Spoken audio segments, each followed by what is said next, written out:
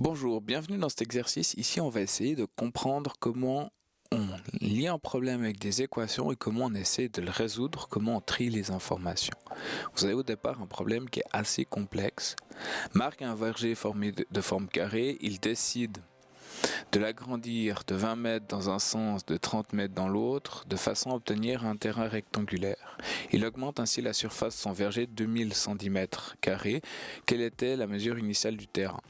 Bon, vous avez beaucoup d'informations, vous avez la chance d'avoir un croquis qui permet de comprendre assez rapidement, mais on va essayer d'abord de trier les informations. Quelles sont les informations essentielles? Marc a un verger de forme carrée. À la limite, il y a carré qui est essentiel. Il décide de l'agrandir. Ok, agrandir de 20 mètres dans un sens, 30 mètres dans l'autre. Ok, ça c'est essentiel. De façon à obtenir un terrain rectangulaire, à la limite, ça on s'en fout un petit peu. La surface, ça augmente de 2000 cm². Puis on vous demande quel est le côté. Donc finalement, les informations qui sont importantes ici, c'est celles-ci. Tout le reste, en fait, on n'a pas besoin. Donc, ce qui permet d'assez rapidement trier tout ce qu'on a besoin. Alors dans un exercice, c'est un peu difficile de tout tracer parce que je vais vous dire que c'est moche, mais c'est une manière de faire les choses. Maintenant, quand on a ce genre de problème, premier truc, c'est essayer de trouver x. Souvent, c'est la question qu'on pose. Quelle est la mesure du côté du terrain initial? On a trouvé ce qu'on voulait, c'est-à-dire qu'on peut poser l'équation suivante, la question suivante, ou la phrase suivante plutôt, soit x, la mesure du côté du carré. Ok, là on est déjà pas mal parti, on a déjà la mesure du côté du carré, ça nous fait déjà un truc, on a notre départ qui est assez bon.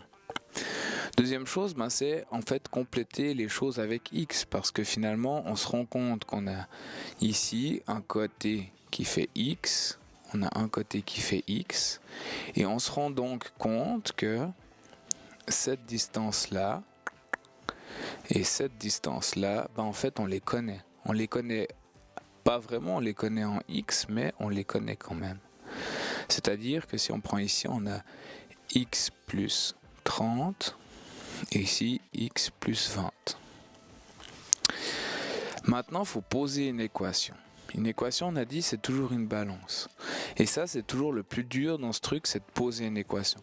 Le mieux, c'est toujours d'essayer d'écrire une phrase. Pour essayer de trouver cette balance-là, d'essayer d'écrire une phrase, si le programme le veut bien. Et du coup, ici, au départ, on a un carré. Donc, on peut dire l'aire du carré. Et puis, à la fin, on aura finalement l'aire qui a grandi. Donc c'est l'aire d'un rectangle. On se rend bien compte qu'ici on n'est pour l'instant pas dans une égalité parce que forcément l'aire du carré, on s'en rend bien compte ici, elle est plus petite que l'aire du rectangle. Donc finalement l'aire du carré est plus petite, l'aire du rectangle est plus grande. Le poids dans cette balance virtuelle, elle serait plus grande si on prend une balance. Elle serait plus grande du côté du rectangle que du côté du carré. Donc on aurait l'aire du carré qui est trop petite. Du coup, pour ça, il faut qu'on agrandisse l'aire du carré pour avoir une égalité. Et ce qui est génial, c'est qu'on sait qu'il y a A augmente de 2110 mètres. Ok, donc on se dit plus les 2100 mètres carré, c'est égal à l'aire du rectangle. Du coup là on a déjà posé les trucs, on regarde, ça on n'a plus besoin, agrandir, on a utilisé 20 et 30 dans les choses qu'on a écrites là, ça on a utilisé, il ne nous reste plus qu'à poser l'équation et à résoudre. L'aire du carré facile, x carré plus 2100 est égal à l'aire du triangle, donc l'aire du triangle longueur fois largeur. Donc on a longueur x plus 30 et x plus 20. Maintenant, il suffit de résoudre avec les éléments qu'on connaît. Premier, effectuer, nettoyer. Donc on va le faire. Ici, ça ne change rien. De l'autre côté, on a x fois x, un double distributivité, x carré, plus 30x. Moi, j'ai pas été dans l'ordre, pardon. On va retourner en arrière et faire dans l'ordre. X fois x, x carré, x fois 20. 20x, 30 fois x. 30x. Et finalement, 30 fois 20. 600. On a notre équation. Suffit de la résoudre. Ça, c'est des choses qu'on connaît, qui posent pas trop de problèmes. Mais on va la faire rapidement ensemble. X carré plus x carré, tac tac. On doit effectuer. Ici, on met effectuer, c'est ce qu'on est en train de faire. Et du coup, on a toujours x carré plus 2110, 2100, pardon, x carré plus 50x plus 600. Et on se dit, ça tombe bien, c'est x carré, on sent qu'ils vont tomber l'un l'autre. Donc, on fait moins x carré parce que celui-ci, là, on le passe de l'autre côté. Donc, ça fait moins x carré, ce qui nous fait 2100 est égal à 50x plus 600. On passe le 600 de l'autre côté. Ok, moins 600. Ce qui nous fait 1500 est égal à 50x.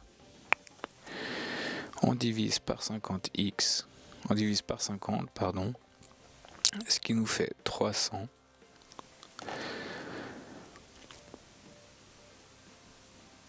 Et du coup, 300. Ça nous fait 30. Et du coup, on a trouvé x. X est égal à 30. Ok, on met solution est égale à 30. Et pour vérifier, on pourrait faire une fois un truc qu'on n'a jamais fait, c'est la vérification. C'est-à-dire qu'on pourrait remplacer x ici par 30. 30 au carré plus 2100 est égal à 30 plus 30 fois 30 plus 20. Donc on pourrait faire comme vérification pour savoir si c'est juste. Une fois qu'on a trouvé ça, on n'oublie pas de taper notre phrase réponse et on a terminé le problème. Donc j'espère que cela peut vous aider à savoir comment on réalise un problème d'équation. C'est pas extrêmement compliqué, mais pas forcément simple non plus. Il faut savoir trier les informations.